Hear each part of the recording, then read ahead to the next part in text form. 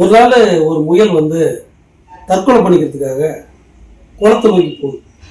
ஏன் அந்த முயல் தற்கொலை பண்ணிக்கணும்? ஆமாங்க, ஒரு பக்கம் வேடன் வந்து இந்த முயலை வேட்டையாடுறதுக்காக துரத்திட்டு இருக்கான். இன்னொரு பக்கம் ஒரு நாய் வந்து இந்த முயலை பிடிச்சே ஆகணும்னு துரத்திட்டு இருக்கு. ஸோ ரெண்டு பேருக்கு இடையில மாட்டிக்கிட்ட இந்த முயல் யோசிக்குது, நாம் இந்த உலகத்தில் இனிமேல் வாடுறதுக்கு தகுதி இல்லாதவன், நாம் தற்கொலை பண்ணிக்கலாம்.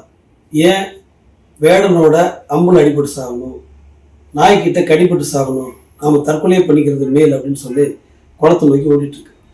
இது வேகமாக குளத்தை நோக்கி ஓடும்போது குளத்துக்கரையில் இருந்த தவளைகள்லாம் வேகமாக அந்த முயலை பார்த்துட்டு அந்த முயல் நம்மளை எதுவும் பண்ணிடுமோ அப்படின்னு சொல்லி பயத்தோட குளத்துல குதிச்சிச்சுங்க.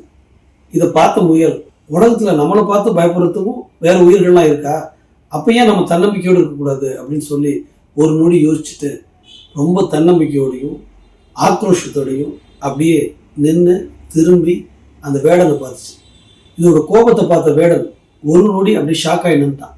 ஓடி வந்த நாயும் முயல் நம்மளை எதுவும் பண்ணிருமோ அப்படின்னு நினச்சி ஒரு நொடி தாமதிச்சிச்சு.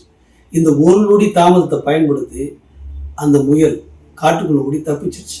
ஆமாங்க, உனக்கும் கீழே உள்ளவர் கோடி, நினைத்து பார்த்து நிம்மதி நாடு, மயக்கமா கலக்கமா மனதிலே குழப்பமா வாழ்க்கையில் நடுக்கமா அப்படின்னு சுமைதாங்கிற படத்துல அழகா கண்ணதாசன் வரிகள் எழுதியிருப்பாரு.